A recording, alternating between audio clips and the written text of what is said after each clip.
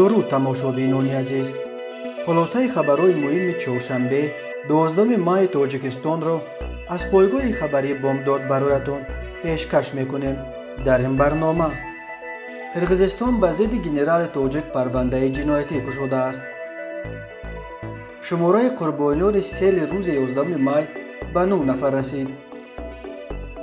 کار خودش را کنند، بازپرسی خویش و تبار همکاران عزت امان. کمک اسماعیل نبیره پرزیدنت به عائله های از آفت‌های طبیعی ضرر دیده. همسر قدم قربان نیز در سیل آسیب دیده است. گوشت 40 سامانی، یک قوطه تخم 15 سامانی. تشکیل یارمارک در وزارت کارهای داخله در عرفه عید. 2 صدمه مرگبار در بین 2 ساعت. و اکنون تفصیلات خبرها. دادستانی کل قرقیزستان به حمله های گنرال ملیس تاجیک خورشید عزت الله محمدزاده سردار ریاست واحدهای تعینات مخصوص وزارت کارهای داخلی تاجیکستان که واحدهای مخصوص چون امان، صبر و سپسناز در اختیار اوست بهای حقوقی خواهد داد. این اظهارات را سردار خدمات مطبوعات دادستانی کل قرقیزستان بلک کلیکوف در صحبت با خبرگزاری روسی اینترفاکس بیان داشته است. کلیکوف گفت است که پرونده جنایی گنرال تاجیک را کمیته دولتی امنیت ملی قرقیزستان تحقیق می کند. از ویدیوی در اینترنت نشر شده برمیآید که گنرال می توانست در مناقشه مسلحانه روزهای 28-29 اپریل اشتراک داشته باشد. اظهار داشته است کلیکوف. منظور مقامات قرقیز غالبا ویدیویی است که از جانب بلاگرهای تاجیک زیر یک موسیقی وطن دوستانه نشر شده است و در آن افسران واحدهای ویژه وزارت کارهای داخله تحت فرماندهی گنرال خورشید محمدزاده دیده می شوند. آنها در حال تصویر شدند که در درآمدگاه دهه مقصد قرقیزستان به ماشین های زیر پوش بتر، جیپ های بروی بومشان، پلومیات و دیگر سلاح های وزنی نصب شده سوار می شوند. دهه مقصد در جریان مناقشه اخیر در مرز تاجیکستان و قرقیزستان یکی از نقطه های داغ بود و به نوشته مطبوعات قرقیزستان تلفات زیاد داد. خود گنرال خورشید محمدزاده تا حال خبر به ضدش در قرقیزستان گشودن پرونده جنایتی را شرح نداده است، ولی او قبلا در مصاحبه‌اش با خبرنگار آزیا پلوس میرنگیز ترسونزاده در اسفاره گفته بود که نیروهای الفا زمان به محله مناقشه رسیدند که بین طرفها علاقه آتش بس اعلان شده بود. او گفت از بیرون یگان شماره خیلی کمی نیروهای علاوگی جلب شده بود و در مرز با قرقیزستان در جریان مناقشه اخیر اساساً نیروهای مستقر در حدود ولایت سوخت دست به کار شدند. نیروهای الفا به طرف مرز صبح 29 اپریل در پی بد شدن وضعیت حرکت کرد، ولی آنها شام به اینجا رسیدند. وقتی که علاقه فرمان آتش بس برآمده بود، آنها بر وقت رسیدن هم نمی توانستند چون که راه تحت نظارت ما نبود. مناقشه پایان ماه اپریل در مرز تاجیکستان و قرقیزستان با دست کم 55 کشته و بیش از 240 زخمیش پرقربانی ترین مناقشه مرزی در چند ده ساله اخیر در تمام آسیای مرکزی دانسته می شود. گنرال مایور خورشید محمدزاده 49 سال دارد. او 29 ماه سال 2015 چند روز بعد به سوریه فرار کردن و به داعش پیوستن فرمانده سابق امان وزارت کارهای داخلی تاجیکستان پلکونیک گلمراد علیموف فرمانده امان و ریاست واحدهای تعینات مخصوص تعیین شد. کمیته ایالت‌های فوق‌العاده تاجیکستان خبر داد که شماره قربانیان سیل روز 11 ماه در مناطق مرکز و جنوب کشور به 9 نفر رسید. متاسفانه در دهه چگمه نویه شمس‌الدین شاهین ولایت ختلان 3 ساکن این روستا که یکی 39 ساله، دومی 29 ساله و سومی همگی 10 سال داشت به هلاکت رسیدند. این 3 نفر هنگام آمدن سیل در داخل ماشین بودند و یک مسافر ماشین خانم 45 ساله امین دهه با جراحت‌های وزنین زنده ماند. هنگام سیل در شهر کولاب 3 نفر جان باختند که 2 نفر آنها در ماشین بودند و 1 نفر در سیل فوتید. هنگام چهارواچرانی یک ساکن 26 ساله دهه القدشت جماعت دیهات به نام میرزا ترسونزاده شهر ایسار زیر لای اوبه مانده در جای حادثه جان باخت. در حدود دهه ارگش جماعت деҳоти бӯстонқалъаи ноҳияи кӯшониён мошини боркаши тамғаи дулан ки ба сокинони 34-солаи деҳаи Эргаш Бахтиёр Холов тааллуқ дошт, дар маҷрои селроҳа дармонда чаппа мешавад ва ронанда дар ҷои ҳодиса ба ҳалокат мерасад. ҷасади ӯро 25 километр поёнтар дар ҷамоати Машъали ноҳияи Вахш пайдо карданд. дар сели рӯзи 11 май дар ноҳияи Вахш низ як нафар ҳалок шудааст.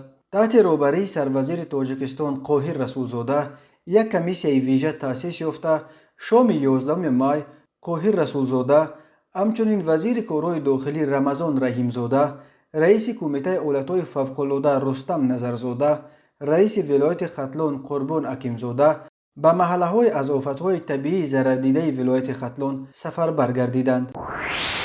ҳамкорони Иззатамон дар маркази тоҷикони Москва мегӯянд, ки мақомот хешовандони онҳоро дар Тоҷикистон бозпурсӣ карда, тавассути онҳо паём фиристоданд, ки фаъолияти худро қатъ карда ба кору бори худ машғул шаванд. Бахтовар Ҷумаев, яке аз омиёни шинохтаи ҳуқуқи муҳоҷирони тоҷик, гуфт кормандони ӯбоб падари ӯро аз Панҷакен ба Душанбе оварда як рӯз дар боздоштгоҳ нигоҳ доштанд ва ҳамсарашро низ, ки дар Душанбе донишҷӯ аст, барои пурсиш даъват кардааст. ин ҳама ба хотири фишор болои ман аст, ки ман ба Тоҷикистон баргардам, гуфтааст Бахтовар ба Радиои Озодӣ.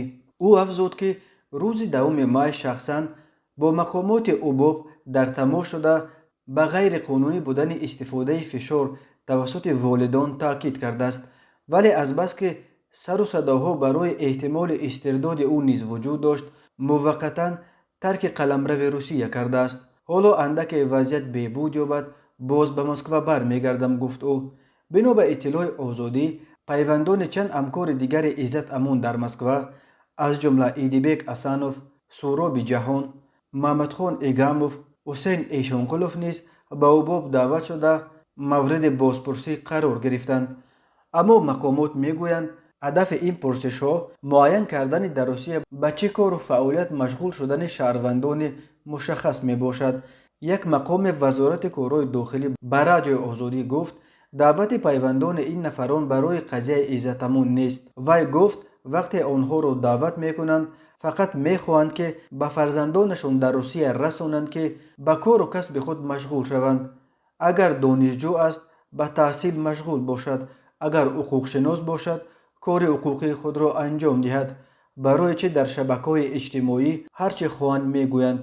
суол гузошт ин мансабдор. Суроби Ҷаҳон, ки баъди истирдоди Иззатамон раҳбарии маркази тоҷикони Москваро ба дӯш дорад, рӯзи 11 май ба Радиои Озодӣ гуфт, пайвандони ӯро ҳам як ҳафта қабл ба ӯбоб даъват намуда забонхат гирифтанд. баъди шунидани ин ҳолат сахт дар ташвиш шудам. кормандони мақомот аз наздикони ман забонхат гирифтанд. гуфтанд, ки агар хонданӣ рафта бошад, ба таҳсилаш машғул шавад, дар шабакаҳо суратҳое ки ҳамроҳи Иззатамон гузоштааст нест кунад. дар як навори видеоӣ аз бобои дона аз хиёнаткорҳо ҳимоят кардааст, кур карда партояд. наздикони Идибек Асанов, Маҳмадхон Игамов, Ҳусейн Эшонқулов низ гуфтанд, ки мақомоти умури дохилӣ онҳоро даъват намудаву забонхат гирифтанд. қабл аз истирдоди Иззатамон низ наздикони бархе аз ҳамкорони ӯ мавриди бозҷӯӣ қарор гирифта буданд.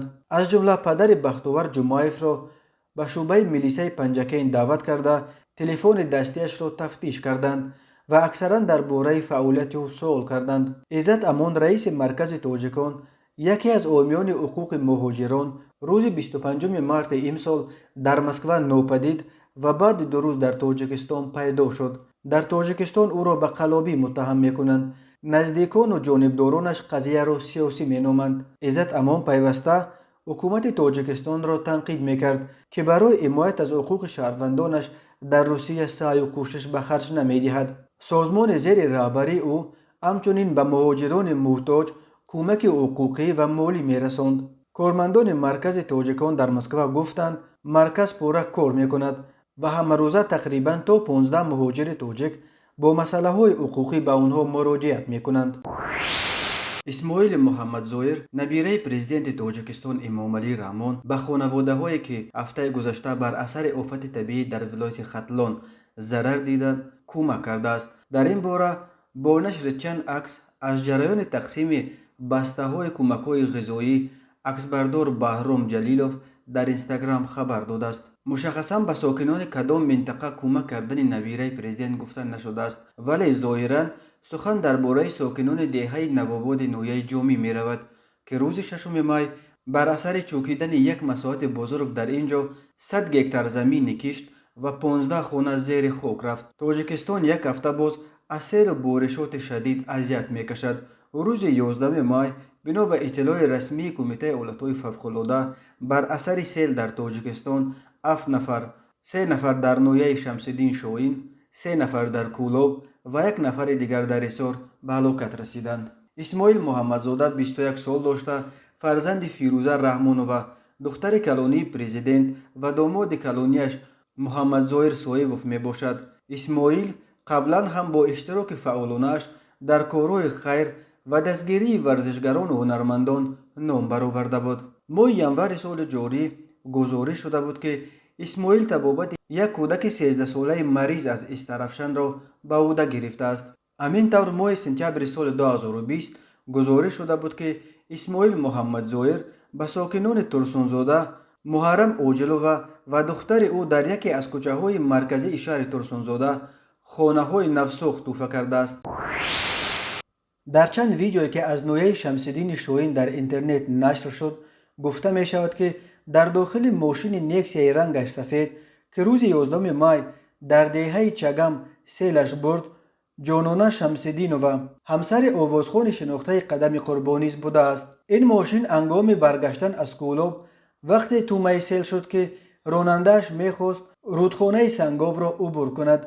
کمیته حالتهای فوق‌العاده تاجیکستان در اطلاع رسمیش هلاکت 3 ساکن دهه چگم از جمله یک کودک 10 ساله را تصدیق کرد و بدون ذکر نامش گفت یک مسافر دیگر ماشینی که به کام سیل رفت خانم 45 ساله ساکن امین دهه چگم بود که با جراحت‌های وزنین زنده ماند. در امین حال خود قدم قربان نیز در صحبت با آزیا پلوس نجات همسرش در این فاجعه را تصدیق کرده است. او گفت است که همسرش برای خرید محصولات دسترخوان عید رمضان به بازار رفته بود و در راه بازگشت به دهه چگم سیل ماشین آنها را برده است. در ماشین با 3 نفر دیگر بوده است که متاسفانه آنها هلاک شدند. همسر من زنده مانده است. خدا را شکر که ساق و سلامت به نزد فرزندانش آمد. حالا وضع سلامتیش خوب است. پایها و میانش کمتر آسیب دیدند ولی سخت ترسیده است. باز روزه دار است. خواهش کردیم روزه را بخور تا قوت بگیری. نمیگوید.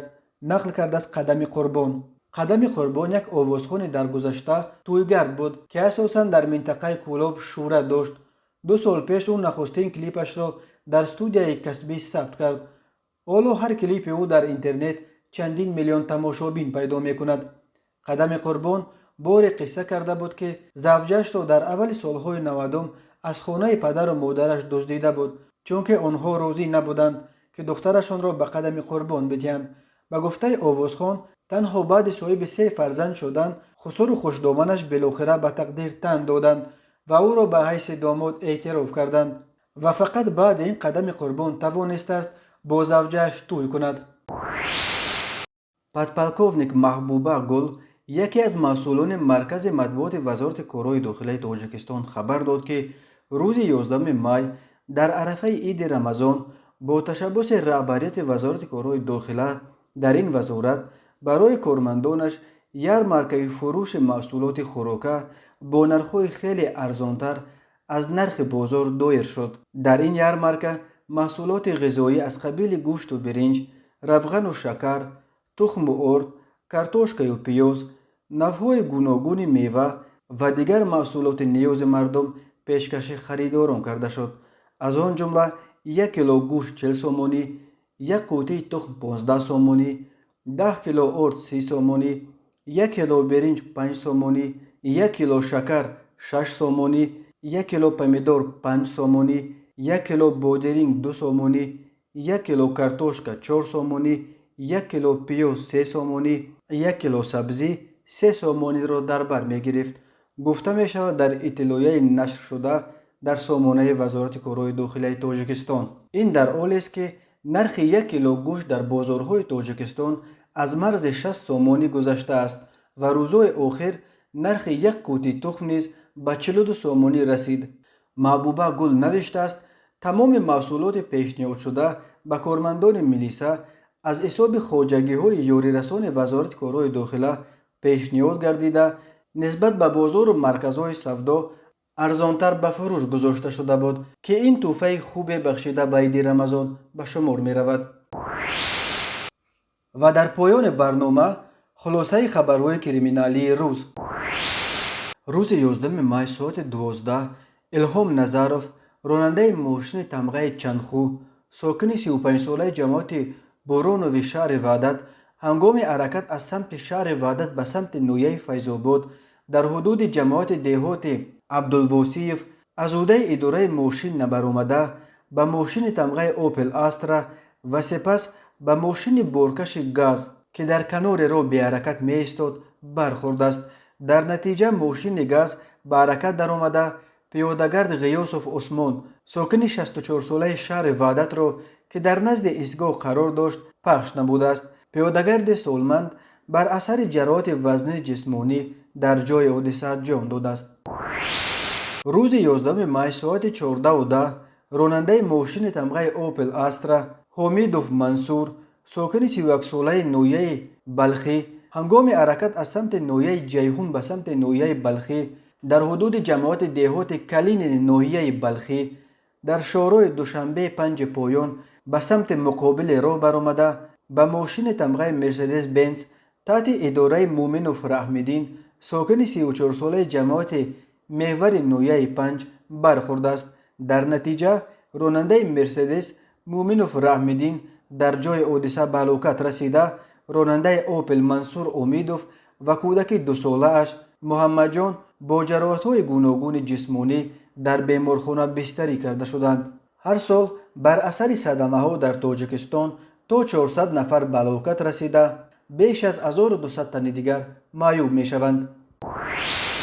یک زن 49 ساله ساکن نویه سینا به شعبه وزارت کارهای داخلی یک ناحیه مراجعت کرده است که ماه مارس سال 2021 در کوچه شیروزی زن 46 ساله ساکن سینا همراه جمشید نام شخص با راه فریب به باوریش در آمده و از او به مبلغ 34,000 سومانی جواهرات طلایی گرفته وعده دادند که بعد 10 روز مبلغش را برمیگردانند، اما تا حال بر نگردانیدند. اینچنین به شعبه وزارت کارهای داخلی یک در نویه سینا زن 45 ساله ساکن امین نویه مراجعت نموده است که ماه مارس سال 2019 در کوچه شیروزی زن 46 ساله ساکن پایتخت با راه فریب به باوریش در آمده از او به مبلغ 39,000 سومانی جواهرات طلایی گرفته وعده داده است که در مدت کوتاه مبلغش را برمیگرداند، اما تا حال بر نگردانیده است. به شعبه وزارت کارهای داخلی در نویه شامنصور با عریضه مرد 49 ساله ساکن نویه مذکور مراجعت نموده است که ماه نوامبر سال 2020 مرد 39 ساله با همراه رفیقش امید نام شخص با راه فریب به باوریش در آمده از او автомاشین تمغه لکسوس را با مبلغ 20,500 دلار امریکایی نرخ گذاری کرده گرفته تا حال پولش را ندادند. وزارت کارهای داخلی گفت این افراد ماشین را به یک ساکن 50 ساله ساکن شامنصور با نرخ 112,000 سومانی فروخته پولش را به منفعت شخصیشان صرف کردند. این بود چند خبرهای بیشتر را در سامانه بامداد پیگیری نمایید. خوش باشید.